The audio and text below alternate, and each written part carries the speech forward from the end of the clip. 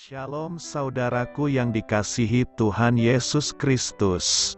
Selamat pagi, salam sejahtera untuk kita semuanya. Selamat datang kembali di Renungan Rohani pagi hari ini. Semoga saudara yang terkasih dalam keadaan sehat selalu, kiranya damai dan sukacita Roh Kudus melimpah di dalam hati dan pikiran saudara saat ini. Sebelum kita mulai renungan pagi ini, marilah kita bersama-sama berdoa. Tuhan Yesus, terima kasih sudah membangunkanku pagi hari ini. Terima kasih atas penyertaan dan perlindungan Tuhan. Semua karena karunia Tuhan aku dapat bangun dengan pagi hari ini. Aku menyerahkan seluruh aktivitasku hari ini ke dalam kuasa tangan Tuhan. Jauhkanku dari yang jahat, ya Tuhan. Tuhan Yesus, tolong lindungi dan berkati aktivitasku hari ini. Tolong berkati juga keluarga dan teman-temanku, Bapa Surgawi, oleh karya Roh Kudus. Tolonglah aku untuk menjauhi segala sesuatu yang melukai hati-Mu. Ampunilah segala dosa kami, ya Tuhan. Dalam nama Tuhan Yesus, aku sudah berdoa. Amin. Sahabat saudara rohani, pembacaan ayat emas Alkitab renungan kita hari ini terambil dari kitab Kisah Para Rasul 2 ayat 38 sampai dengan ayat 47. Jawab Petrus kepada mereka, "Bertobatlah dan hendaklah kamu masing-masing memberi dirimu dibaptis dalam nama Yesus Kristus untuk pengampunan dosamu, maka kamu akan menerima karunia Roh Kudus.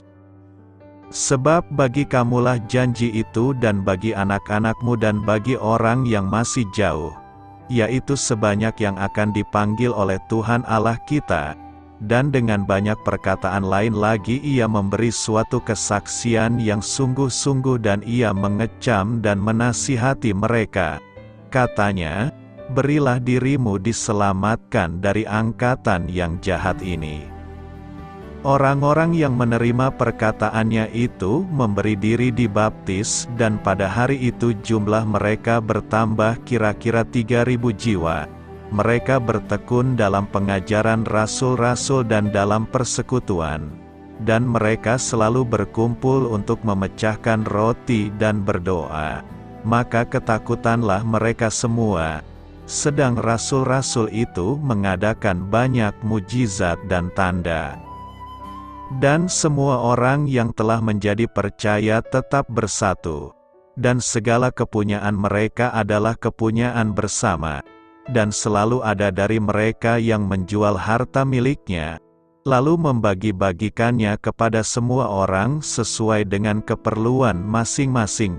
Dengan bertekun dan dengan sehati mereka berkumpul tiap-tiap hari dalam bait Allah. Mereka memecahkan roti di rumah masing-masing secara bergilir dan makan bersama-sama dengan gembira dan dengan tulus hati, sambil memuji Allah, dan mereka disukai semua orang. Dan tiap-tiap hari Tuhan menambah jumlah mereka dengan orang yang diselamatkan. Ayat renungan pagi kita terambil dari kitab Kisah Para Rasul 2 ayat 38 sampai dengan ayat 47. Inti dari ayat emas renungan kita adalah, mereka bertekun dalam persekutuan. Mari kita mulai renungan pagi kita. Judul renungan kita hari ini adalah Komunita di dalam Kristus. Renungan kita pada hari ini ditulis dan disusun oleh N. Cetas. Mari kita mulai kisah inspiratif. Di wilayah selatan Kepulauan Bahama terdapat sebidang kecil tanah yang disebut Rhode Island. Tadinya pada abad ke-19, tempat itu merupakan penghasil garam yang aktif. Tetapi setelah industri tersebut merosot, banyak orang pindah ke pulau-pulau terdekat. Pada tahun 2016, jumlah penduduk pulau itu kurang dari 80 orang. Tetapi terdapat 3 denominasi Kristen di sana. Meski demikian, jemaat dari ketiga denominasi itu berkumpul bersama di satu tempat untuk beribadah dan bersekutu setiap minggunya. Dengan jumlah penduduk yang sangat sedikit, ada kepentingan untuk terus menjaga rasa kebersamaan di antara mereka. Jemaat mula-mula juga merasakan adanya kebutuhan yang penting sekaligus kerinduan untuk hidup dalam komunitas. Mereka sangat bersyukur untuk pembaruan iman yang dapat mereka alami berkat kematian dan kebangkitan Tuhan Yesus. Namun, umat Tuhan juga tahu bahwa Dia tidak lagi bersama mereka secara jasmani, dan itu membuat mereka sadar bahwa mereka membutuhkan satu sama lain. Mereka pun bertekun dalam pengajaran para rasul, setia bersekutu, dan memecahkan roti bersama-sama. Mereka berkumpul di rumah-rumah untuk beribadah dan makan bersama, serta memperhatikan kebutuhan satu sama lain. Jemaat itu digambarkan demikian: semua orang yang percaya itu hidup sehati dan sejiwa, dengan dipenuhi Roh Kudus. Mereka terus-menerus memuji Allah dan membawa kebutuhan-kebutuhan jemaat kepadanya di dalam doa. Komunitas sangat penting bagi pertumbuhan rohani dan dukungan yang kita butuhkan. Jangan berjuang sendirian. Allah akan mengembangkan rasa kebersamaan dalam diri Anda saat Anda membagikan pergumulan dan sukacita Anda dengan orang lain dan mendekatkan diri kepadanya bersama-sama. Marilah kita renungkan di dalam hati kita, bagaimana komitmen Anda untuk meluangkan waktu bersama saudara-saudari seiman. Di mana dan kapan Anda melakukannya? Hal ini patut kamu ketahui. Lukas menulis catatan Injilnya untuk menceritakan peristiwa-peristiwa yang terjadi dalam pelayanan Yesus. Kemudian ia menulis volume kedua, Kisah Para Rasul, yang mendokumentasikan karya dan pelayanan rasul-rasul Kristus dalam membawa kabar baik kepada orang-orang di Yerusalem, di seluruh Yudea dan Samaria, dan sampai ke ujung bumi. Lukas menggambarkan kelahiran gereja Tuhan pada hari Pentakosta ketika 3.000 orang ditambahkan kepada jemaat mula-mula yang berjumlah kira-kira 120 orang banyaknya. Setelah khotbah Petrus di Bait Allah, banyak yang menjadi percaya. Jumlah mereka menjadi kira-kira 5.000 orang laki-laki. Meski ada perselisihan internal, pertentangan yang kuat, dan penganiayaan terus-menerus, jemaat tetap bertumbuh. Firman Tuhan makin tersebar dan makin banyak didengar orang, dan makin lama makin bertambahlah jumlah orang yang percaya kepada Tuhan, baik laki-laki maupun perempuan. Seberapa pentingnya pergi ke gereja dengan teratur? Alkitab mengatakan bahwa kita harus ke gereja untuk beribadah kepada Allah bersama orang percaya lainnya dan menerima ajaran dari firman-Nya supaya kita berkembang secara rohani. Gereja mula-mula bertekun dalam pengajaran rasul-rasul dan dalam persekutuan. Dan mereka selalu berkumpul untuk memecahkan roti dan berdoa. Kita harus mengikuti teladan pengabdian mereka dan melakukan hal yang sama. Pada waktu itu, mereka tidak mempunyai gedung gereja khusus, tetapi berkumpul tiap-tiap hari dalam Bait Allah. Mereka memecahkan roti di rumah masing-masing secara bergilir dan makan bersama-sama dengan gembira dan dengan tulus hati. Kapanpun pertemuan itu berlangsung, orang percaya bergairah dalam persekutuan dan pengajaran firman Allah. Bergereja bukan hanya saran baik, Itu adalah kehendak Allah bagi orang percaya. Ibrani 10 ayat 25 menghimbau, "Janganlah kita menjauhkan diri dari pertemuan-pertemuan ibadah kita, seperti dibiasakan oleh beberapa orang, tetapi marilah kita saling menasihati, dan semakin giat melakukannya menjelang hari Tuhan yang mendekat." Di dalam gereja mula-mula pun, ada beberapa di antara mereka yang mempunyai kebiasaan buruk tidak bertemu dengan orang percaya lainnya. Penulis Ibrani berkata itu bukanlah cara yang benar. Kita membutuhkan dukungan yang didapat melalui bergereja, dan kedatangan akhir zaman ini harus memicu kita untuk semakin setia bergereja. Gereja adalah tempat di mana orang percaya dapat saling mengasihi, saling mendukung, saling menyemangati dalam kasih dan perbuatan baik, saling melayani, memberi instruksi, saling menghormati, dan menunjukkan kebaikan dan belas kasih antara satu sama lain. Ketika seorang mempercayai Yesus Kristus sebagai juru selamat, ia menjadi bagian dari tubuh Kristus. Supaya gereja dapat berfungsi dengan baik, semua bagian tubuhnya harus hadir dan bekerja. Tidak cukup hanya hadir dalam gereja, kita harus terlibat dalam suatu bagian pelayanan terhadap sesama, menggunakan karunia rohani yang dipercayakan oleh Allah kepada kita. Orang percaya tidak akan pernah mencapai kedewasaan rohani tanpa menggunakan karunia-Nya, dan kita semua membutuhkan pertolongan dan dukungan dari sesama orang percaya. Oleh karena alasan ini dan lebih banyak lagi, kehadiran dalam gereja, partisipasi, dan persekutuan harus menjadi norma dari kehidupan seorang yang percaya. Kehadiran di gereja setiap minggu bukan persyaratan bagi orang percaya, tetapi seorang yang dimiliki Kristus akan mempunyai keinginan untuk beribadah kepada Allah, menerima firman-Nya, dan bersekutu dengan orang percaya lainnya.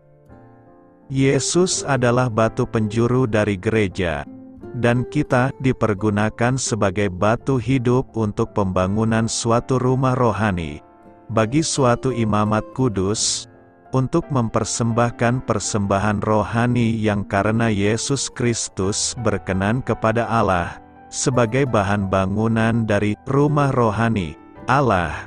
Kita mempunyai sebuah hubungan satu sama lain, dan hubungan itu terbukti setiap kali gereja bergereja.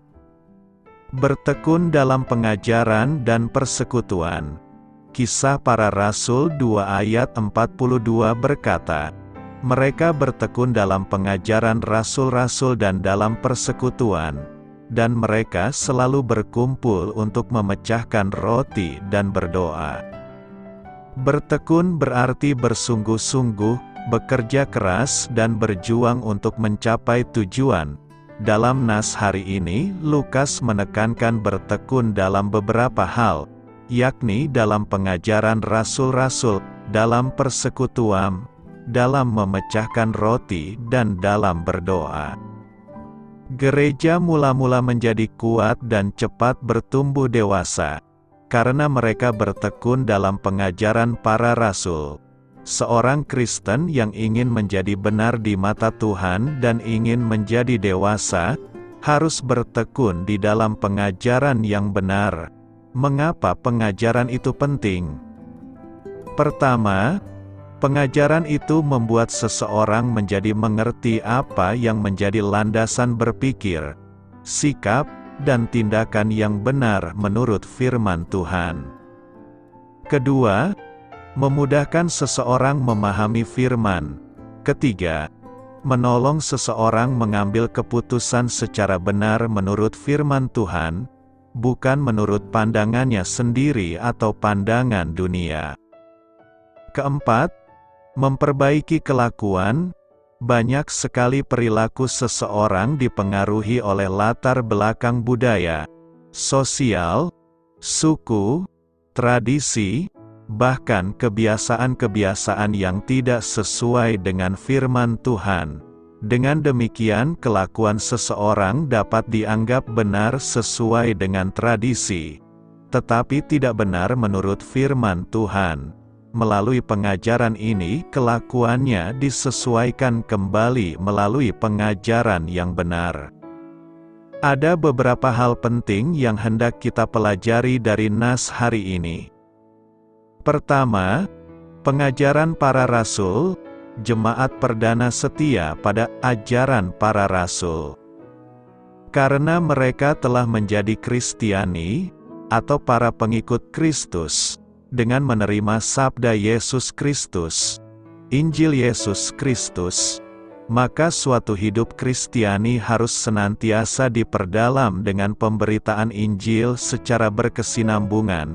Iman timbul dari pendengaran, dan pendengaran oleh firman Kristus. Dengan penuh kerendahan hati mereka menerima dan mengakui bahwa keselamatan telah terwujud melalui kematian dan kebangkitan Kristus. Iman akan Kristus yang bangkit memungkinkan jemaat ini menjadi tanda yang menarik banyak orang. Seperti ditulis oleh Lukas, mereka disukai semua orang. Mereka lebih tangguh menghadapi segala tantangan dan perjuangan hidup ini, karena Yesus Kristus telah lebih dahulu membuka jalan menuju kehidupan baru. Dengan mengalahkan segala penderitaan dan kematian, aku ditolak dengan hebat sampai jatuh. Tetapi Tuhan menolong aku. Tuhan itu kekuatanku dan mazmurku. Ia telah menjadi keselamatanku. Kedua, persekutuan. Tanda kedua adalah persekutuan, yang berarti suatu kehidupan yang disaringkan, hidup bersama. Dengan kata lain, kita berbicara mengenai persaudaraan sejati. Di sini, ungkapan koinonianya muncul sekali dalam Kisah Para Rasul. Namun ini adalah ungkapan favorit dari Santo Paulus, yang menggunakan ungkapan ini 13 kali dalam surat-suratnya. Ini adalah hidup berbagi dengan Allah sendiri yang disebabkan dan dibuat mungkin lewat pewartaan Injil. Persekutuan ini menjadi sebuah komunitas dengan Yesus yang bangkit, yang dibuat efektif oleh Roh Kudus. Dimensi vertikal dari persekutuan ini menghasilkan suatu dimensi horizontal, suatu persekutuan dengan sesama orang Kristiani dengan mewartakan sabda Allah kepada mereka, dan dengan berbagi benda-benda material dengan mereka. Persekutuan misalnya digunakan sehubungan dengan kolekte dari gereja-gereja bimbingan Paulus untuk gereja induk di Yerusalem. Akhirnya persekutuan menggarisbawahi bahwa jemaat Kristiani perdana memberikan kontribusi untuk komunitasnya, walaupun bentuknya tidak semua sama, seperti dicontohkan oleh Barnabas yang menjual ladangnya. Semua itu bukan berdasarkan doktrin ekonomi yang dianut, melainkan sesuatu yang bersifat spontan. Jemaat perdana menjalin satu ikatan persaudaraan yang sangat erat, di mana hanya terdapat cinta kasih. Kasihlah yang membuat mereka mampu membagi-bagi harta milik masing-masing dengan orang-orang lain. Kasihlah yang membuat mereka lebih peka terhadap kemalangan dan kekurangan sesama. Ketiga, pemecahan roti, dalam artian yang penuh. Pemecahan roti berarti perjamuan kudus, yang telah senantiasa dan akan tetap menjadi sarana utama dari kehidupan komunitas. Jemaat perdana adalah jemaat yang bersatu dalam perjamuan kudus. Dalam memecah-mecahkan roti, jemaat termaksud bukan saja menghadirkan kembali perjuangan-perjuangan Yesus di masa lampau, melainkan juga merayakan masa depan mereka, yaitu bersama Yesus mempersembahkan seluruh hidupnya kepada Allah dan sesama. Keempat, doa. Doa-doa membangun komunitas Kristiani. Gereja atau jemaat Kristiani adalah jemaat yang bersatu dalam doa. Sebagai jemaat mereka merasa masih membutuhkan penebusan, maka, sebagai jemaat yang tertebus mereka sungguh mengakui peranan Kristus dalam hidup dan perutusan mereka masing-masing. Oleh karena itu, sebelum diutus, mereka terlebih dahulu menghadap Tuhan guna mohon berkat dan kekuatan. Mereka mampu menghadapi masalah-masalah dalam hidup ini, karena sudah berkomunikasi dengannya dalam doa. Karena itu, teruslah bertekun dalam pengajaran dan persekutuan. Bertobat dan dibaptis. Kisah Para Rasul 2 ayat 38 berkata, jawab Petrus kepada mereka, bertobatlah dan hendaklah kamu masing-masing memberi dirimu dibaptis dalam nama Yesus Kristus untuk pengampunan dosamu, maka kamu akan menerima karunia Roh Kudus. Dalam nas hari ini ada dua kata kunci yang hendak kita pelajari, yakni bertobat dan dibaptis. Ayat muncul ketika banyak orang bertanya tentang apa yang harus mereka perbuat. Maka Petrus menjawab bahwa setiap orang harus melakukan dua syarat untuk mendapatkan dua karunia dari Tuhan. Dua syarat tersebut adalah bertobat dan dibaptis. Dua karunia dari Tuhan adalah mendapat pengampunan dosa dan menerima karunia Roh Kudus. Bertobat adalah peralihan angan-angan, yaitu pikiran berpaling kepada Allah. Dibaptis adalah suatu pernyataan sikap, menyatakan bahwa apa yang dipercayai dalam hati, secara umum dideklarasikan dalam tindakan. Seseorang harus terlebih dahulu bertobat, berbalik kepada Allah serta menerima Allah. Barulah orang tersebut dapat dibaptis. Bila ada orang dibaptis tanpa didahului pertobatan, maka baptisan tersebut tidak memiliki khasiat rohani. Hanya orang yang telah bertobat yang boleh dibaptis. Tetapi harus kita ingat bahwa baptisan hanya boleh dilakukan sekali saja.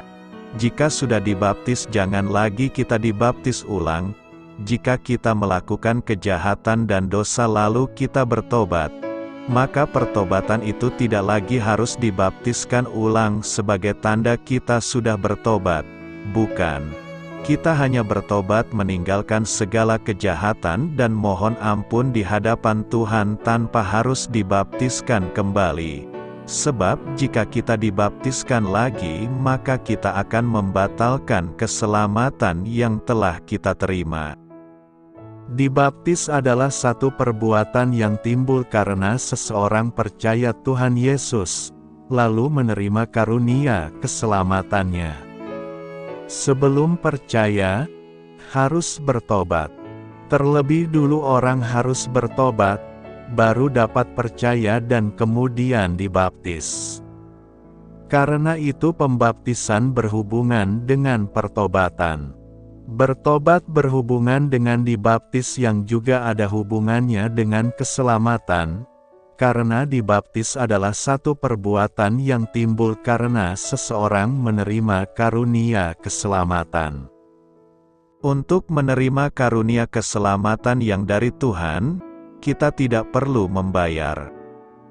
Yang penting hati berpaling kepada Tuhan, yaitu bertobat, mengarahkan hati kepada Allah. Anda asalnya adalah orang berdosa, menjauhi Allah dalam hati dan pikiran, seperti yang nyata dari perbuatan Anda yang jahat. Begitu kita berpaling kepada Allah, mengakui segala dosa serta menerima Dia ke dalam diri kita, maka Allah akan mengampuni segala dosa kita dan bahkan menyucikan kita dari segala kejahatan. Setelah berbuat demikian, berilah diri kita dibaptis dalam nama Yesus Kristus. Maka kita tidak hanya mendapatkan pengampunan dosa, juga menerima karunia Roh Kudus. Caranya sangat mudah dan sederhana. semua yang sulit telah Tuhan bereskan di atas salib.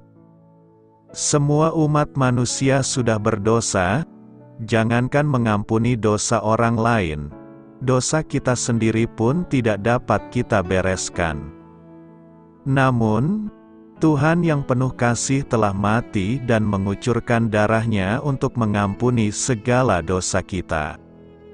Yang perlu kita lakukan hanyalah bertobat, percaya kepadanya, kemudian serahkan diri kita untuk dibaptis. Maka karunia keselamatan menjadi milik kita. Semakin cepat kita menerima Tuhan dan memberi diri dibaptis, maka semakin cepat kita beroleh selamat. Bila saat ini kita menerima Tuhan dan memberi diri untuk dibaptis, maka saat ini juga kita beroleh selamat di hadapan Allah. Karena itu, bertobatlah dan berilah dirimu dibaptis. Membangun persekutuan yang saling mengasihi. Tema yang akan kita renungkan adalah membangun persekutuan yang saling mengasihi. Persekutuan yang saling mengasihi dimulai dari kebersamaan. Berkumpul bersama-sama pada waktu yang sama dan melakukan aktivitas yang sama belum tentu memiliki kebersamaan. Waktu, tempat dan jenis kegiatan yang sama hanya menyediakan kebersamaan bagi raga. Belum tentu ada kesatuan jiwa. Kebersamaan sejati dimulai dari hati dan diwujudkan melalui kebiasaan berbagi. Tanpa motivasi tulus dari dalam hati, pemberian bantuan hanyalah keterpaksaan atau pencitraan sosial. Tanpa kebiasaan berbagi, kebersamaan hanyalah slogan yang menjengkelkan. Tanpa keduanya, ada banyak orang yang merasa kesepian di tengah keramaian. Dalam hiruk-pikuk perbincangan dan kegiatan mereka justru akan merasa dipinggirkan. Persekutuan Kristen dipanggil untuk saling berbagi. Itu pun harus dimulai dari hati.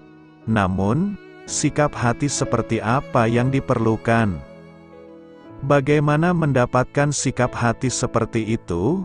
Kebersamaan seperti apa yang diharapkan dalam persekutuan orang percaya? Teks kita hari ini akan menjawab deretan pertanyaan ini, dan beberapa pertanyaan lain seputar berbagi kehidupan. Dari sisi struktur teks minggu ini dapat dibagi menjadi dua bagian, yakni, pertama, fondasi persekutuan dan aksi persekutuan. Fondasi berbicara tentang apa yang mendorong jemaat mula-mula untuk berbagi. Aksi berbicara tentang wujud konkret dari kebiasaan berbagi tadi. Pertama, fondasi persekutuan, apa yang kita lihat tidak boleh dipisahkan. Secara lebih spesifik, kebiasaan gereja mula-mula merupakan wujud dari mereka dipenuhi oleh Roh Kudus. Ada kebiasaan baru yang muncul dari pengalaman rohani ini. Kita sudah melihat pola yang sama sebelumnya. Pada saat jemaat mula-mula dipenuhi oleh Roh Kudus pada hari Pentakosta dan banyak orang bertobat melalui khotbah Petrus. Kumpulan orang percaya tersebut juga menunjukkan kebiasaan baru. Mereka bertekun dalam pengajaran para rasul, persekutuan, sakramen dan doa. Kemiripan pola di atas menyiratkan bahwa kehadiran Roh Kudus dalam persekutuan Kristen pasti membawa transformasi dalam berbagai sisi. Ada kegairahan dan dinamika. Ada kebiasaan baru yang positif. Tercipta sebuah kultur yang melampaui kebajikan pada umumnya. Jadi, Roh Kudus bukan hanya memberikan karunia-karunia rohani yang terlihat spektakuler. Dia juga memampukan setiap orang percaya untuk mengambil bagian dalam kehidupan sesama. Orang yang dipenuhi Roh Kudus hatinya ditarik ke arah vertikal, bagi Allah, dan horizontal, bagi orang lain. Kebiasaan berbagi bukan sebuah respons spontan yang emosional. Jemaat mula-mula secara sadar melakukannya. Modal untuk berbagi bukan hanya materi, tetapi hati, teologi dan anugerah ilahi. Mari kita menguraikan masing-masing poin ini. Pertama, hati. Kumpulan orang percaya dalam kisah ini memiliki kesatuan hati dan jiwa. Kesatuan tampaknya menjadi salah satu ciri khas dari jemaat mula-mula. Di dalam Kristus mereka memiliki kesamaan-kesamaan baru yang jauh melampaui semua perbedaan yang ada. Satu tubuh, satu roh, satu pengharapan, satu Tuhan, satu iman, satu baptisan, satu Bapa. Tanpa intervensi Roh Kudus, jemaat mula-mula tidak akan mampu untuk memelihara kesatuan. Jumlah mereka telah bertambah secara luar biasa. Dari 120 orang menjadi ribuan orang dalam waktu sekejap. Jumlah yang besar jelas membuat upaya mempertahankan kesatuan menjadi lebih sukar. Jenis keragaman semakin meningkat. Kepentingan masing-masing orang semakin mencuat. Walaupun demikian, Roh Kudus mampu berkarya melampaui semua kesulitan yang ada. Kedua, teologi. Kumpulan orang percaya tidak hanya memiliki kesatuan hati. Mereka juga mempunyai kesatuan teologi. Semua mengadopsi pandangan yang sama. Tidak ada seorang pun di antara mereka yang beranggapan bahwa sesuatu dari kepunyaannya adalah miliknya sendiri. Tetapi segala sesuatu adalah kepunyaan mereka bersama. Hati selaras dengan teologi yang diyakini, ajaran yang benar mengontrol perasaan. Apakah teks ini mengajarkan prinsip harta bersama seperti dalam masyarakat Qumran atau prinsip kesamarataan seperti dalam komunisme? Pembacaan sekilas sudah cukup untuk menemukan perbedaan-perbedaan penting antara gaya hidup jemaat mula-mula dan masyarakat Qumran. Tidak ada keharusan bagi jemaat mula-mula untuk menjual semua harta mereka dan menyerahkannya untuk kepentingan bersama. Sebagian jemaat masih memiliki rumah yang dijadikan tempat untuk beribadah secara bergantian. Penekanan dalam teks ini terletak pada ide tentang penatalayan, stewardship, versus kepemilikan, ownership. Apapun yang Allah berikan kepada kita merupakan sebuah penatalayanan. Kita hanya dipercaya oleh Allah untuk mengurus pemberian itu secara bijaksana. Posisi kita lebih ke arah pengatur, manajer, daripada pemilik, owner. Dengan kesadaran sebagai para penatalayan, jemaat mula-mula tidak berani mengklaim bahwa sesuatu dari kepunyaannya adalah miliknya sendiri. Ada bagian yang memang kita juga bisa nikmati, tetapi kenikmatan itu tidak boleh sendiri. Orang lain juga berhak menikmati apa yang kita miliki. Itulah sebabnya jemaat mula-mula berani berkata, segala sesuatu adalah kepunyaan mereka bersama. Ketiga, anugerah ilahi, sikap hati dan teologi jemaat mula-mula tidak dapat dipisahkan dari Injil Yesus Kristus. Semua hal baik ini dimulai dari pemberitaan Injil, kematian dan kebangkitan Yesus. Kuasa ilahi dalam pemberitaan Injil bukan hanya terlihat melalui mujizat. Kuasa ilahi juga dinyatakan melalui pencurahan anugerah ilahi. Pemberitaan Injil yang terus-menerus membuat jemaat mula-mula hidup dalam kasih karunia yang melimpah-limpah. Secara hurufiah bagian ini berbunyi, dan kasih karunia yang besar atau melimpah ada atas mereka semua. Kata sambung, dan mengaitkan pemberitaan Injil di ayat 33a dengan pemberian kasih karunia Allah yang melimpah di ayat 33b. Pemberian ilahi inilah yang mendorong mereka untuk berani memberi diri bagi orang lain. Kasih karunia melimpah mengubahkan kita menjadi pribadi yang tidak kikir dan tidak serakah. Sebagaimana Allah telah mencari dan menyelamatkan orang berdosa, demikian pula orang percaya mencari dan menyelamatkan orang yang tidak punya apa-apa. Kebenaran ini bertabrakan keras dengan berita di banyak mimbar gereja. Jemaat memang didorong untuk memberi, tetapi bukan melalui berita Injil.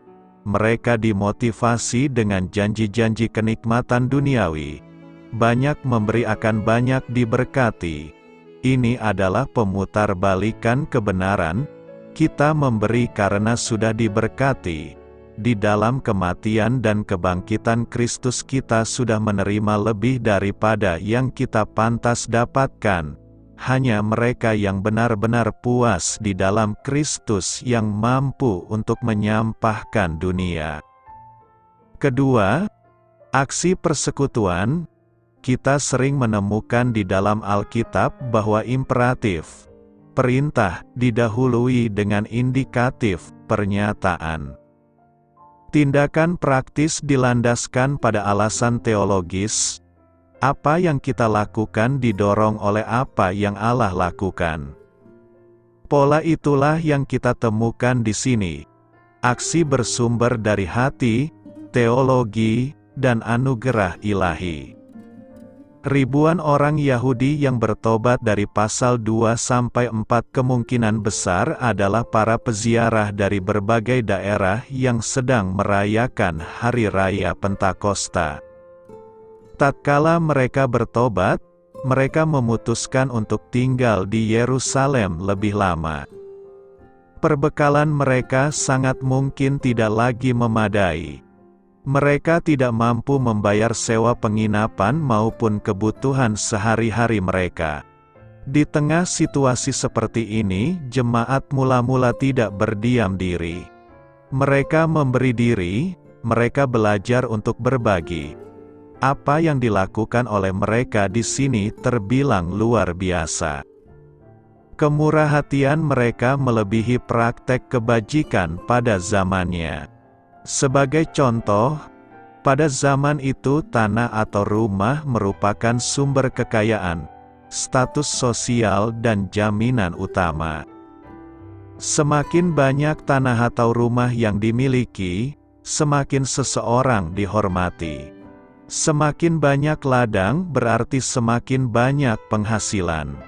Semakin banyak properti semakin tenang sampai tua nanti.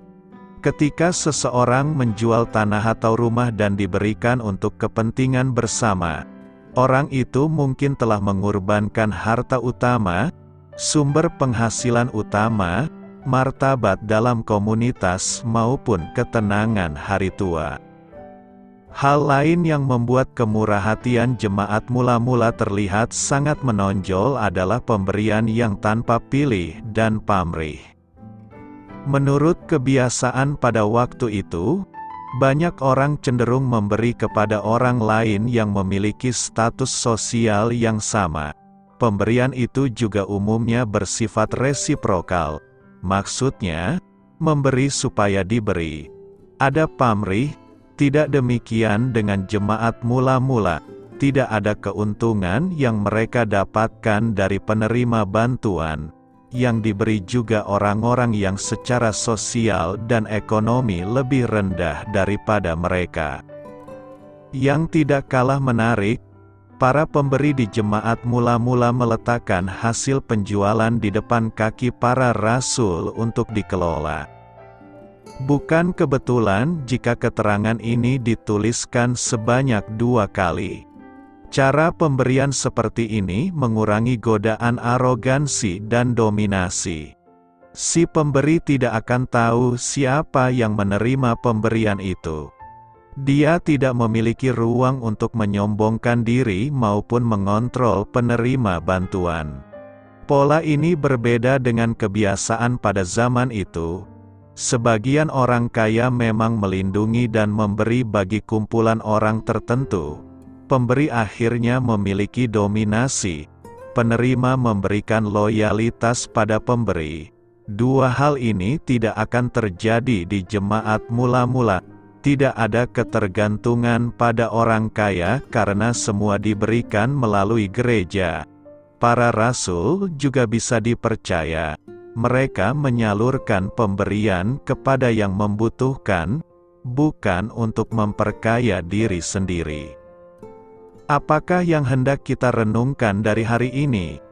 Pertama, mengutamakan kepentingan bersama. Konsep pemikiran mereka seperti yang dikatakan Paulus. Janganlah tiap-tiap orang hanya memperhatikan kepentingannya sendiri, tetapi kepentingan orang lain juga.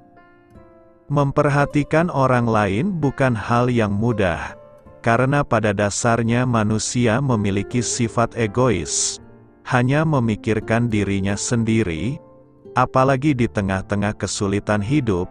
Kita sangat sulit memperhatikan orang lain, tapi kita harus belajar seperti jemaat mula-mula memiliki konsep mengutamakan kepentingan bersama. Kedua, apa yang kita lakukan seperti untuk Tuhan, bukan untuk manusia. Ini adalah konsep hidup kita, dari kesaksian hidup jemaat mula-mula. Menjual tanah atau rumah mereka, hasil penjualan tidak mereka bagikan sendiri kepada yang memerlukan, tapi mereka bawa ke hadapan para rasul, kemudian baru dibagi-bagikan kepada setiap orang sesuai dengan keperluannya. Gambaran ini menunjukkan apa yang mereka lakukan bukan semata-mata untuk manusia, tetapi untuk Tuhan. Tidak ada orang yang dapat hidup seorang diri. Setiap orang membutuhkan orang lain. Bersama-sama akan membuat pekerjaan atau beban kita menjadi ringan dan dapat berbuat banyak hal. Ketika berkumpul bersama-sama bisa menjadi sebuah teamwork yang luar biasa. Jemaat mula-mula adalah teamwork yang luar biasa. Kebersamaan jemaat mula-mula bukan hanya membuat hidup mereka bahagia, tapi melalui kehidupan mereka banyak orang menjadi percaya dan keindahan hidup mereka menjadi sempurna. Mungkin apa yang terjadi di kisah para rasul dalam kehidupan bersama tidak dapat diterapkan secara langsung untuk kehidupan kita masa kini, karena konteks dan latar belakang kehidupan mereka berbeda dengan kita pada zaman ini. Tapi yang terpenting adalah hidup bersama akan menjadi indah bila satu dengan yang lain saling memperhatikan, mendukung, menopang dan mengasihi. Inilah yang terjadi pada jemaat mula-mula. Karena itu, marilah kita membangun persekutuan yang saling mengasihi. Bertobat dan dibaptis.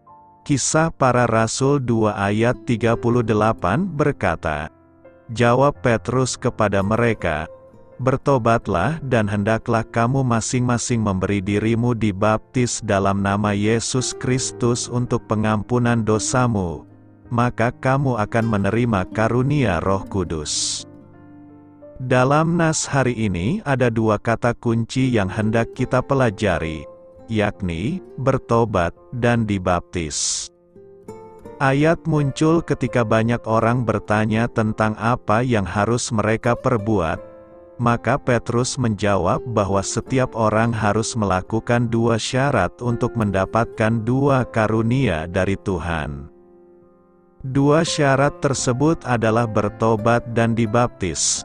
Dua karunia dari Tuhan adalah mendapat pengampunan dosa dan menerima karunia Roh Kudus.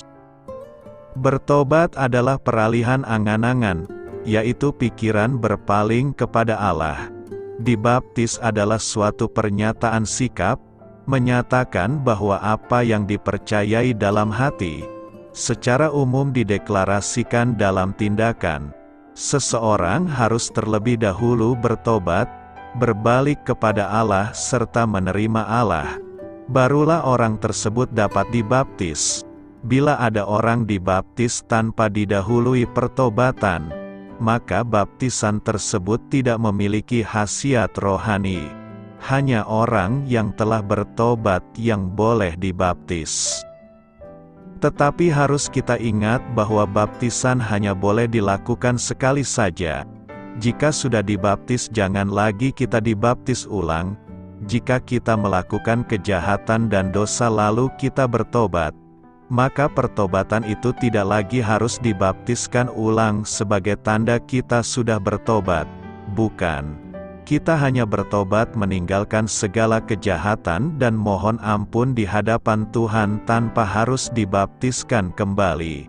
Sebab jika kita dibaptiskan lagi maka kita akan membatalkan keselamatan yang telah kita terima.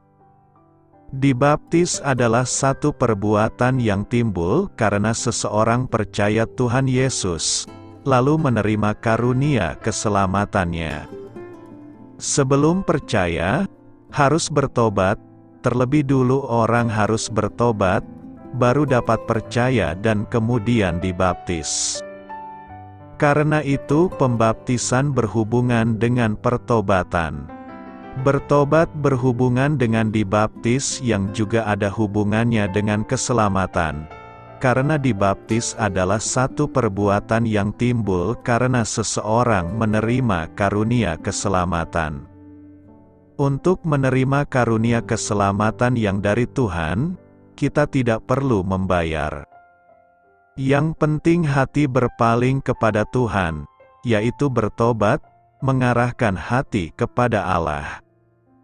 Anda asalnya adalah orang berdosa, menjauhi Allah dalam hati dan pikiran, seperti yang nyata dari perbuatan Anda yang jahat.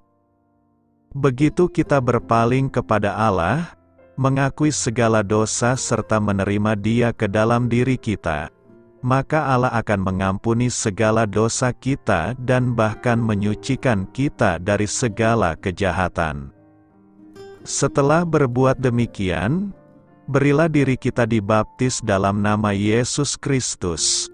Maka kita tidak hanya mendapatkan pengampunan dosa, juga menerima karunia Roh Kudus. Caranya sangat mudah dan sederhana. Semua yang sulit telah Tuhan bereskan di atas salib. Semua umat manusia sudah berdosa, jangankan mengampuni dosa orang lain. Dosa kita sendiri pun tidak dapat kita bereskan. Namun, Tuhan yang penuh kasih telah mati dan mengucurkan darahnya untuk mengampuni segala dosa kita. Yang perlu kita lakukan hanyalah bertobat, percaya kepadanya, kemudian serahkan diri kita untuk dibaptis. Maka karunia keselamatan menjadi milik kita. Semakin cepat kita menerima Tuhan dan memberi diri dibaptis, maka semakin cepat kita beroleh selamat. Bila saat ini kita menerima Tuhan dan memberi diri untuk dibaptis, maka saat ini juga kita beroleh selamat di hadapan Allah. Karena itu, bertobatlah dan berilah dirimu dibaptis. Doa saya menyertai saudara sekalian. Marilah kita menyampaikan doa syafaat. Ya Allah, aku membutuhkan Engkau dan juga umat-Mu, agar aku dapat menjalani hidup yang seutuhnya bagi-Mu. Amin. Sampaikan harapan dan permintaan saudara kepada Tuhan.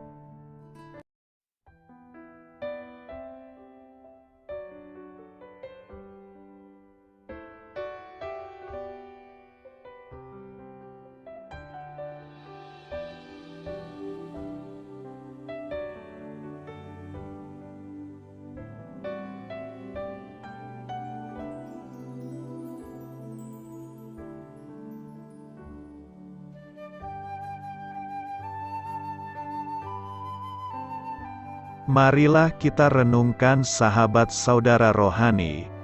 Demikianlah renungan firman Tuhan pagi hari ini. Semoga menjadi berkat dalam hidup kita. Dan sebelum kita memulai segala aktivitas kita pagi hari ini, marilah kita berdoa. Selamat pagi Bapa, malam hari telah berganti pagi. Kehidupan baru telah Engkau berikan kembali bagi kami. Bapa Surgawi, tolonglah aku menyadari kebutuhan orang lain, supaya aku dapat membagikan apa yang telah Engkau berikan kepadaku. Pada saat aku membutuhkan, berilah aku keyakinan bahwa Engkau akan mencukupkanku, melalui orang-orang yang mengasihi-Mu, bukan karena kami pantas atau layak, namun karena kasih karunia-Mu kami boleh ada, sebagaimana kami ada di pagi hari ini. Terima kasih Tuhan, atas kesempatan baru yang telah Tuhan berikan kepada kami. Untuk bisa memperbaiki diri agar kami bisa lebih layak di hadapan-Mu. Hari ini kami serahkan semua perkara dan kesulitan yang akan kami lalui ke dalam tangan-Mu. Biarkanlah kami bisa memuliakan-Mu dalam segala aktivitas yang akan kami lakukan. Amin. Biarlah firman Tuhan menjadi pengingat untuk kita semua, bahwa tuntunan dari Roh Kudus akan selalu memberi jalan keluar bagi setiap permasalahan hidup kita, dan memberi kedamaian di hati kita. Sampai jumpa di renungan pagi saudara rohani berikutnya. Kiranya Tuhan selalu memberkati saudara semua hari ini. Amin. Shalom.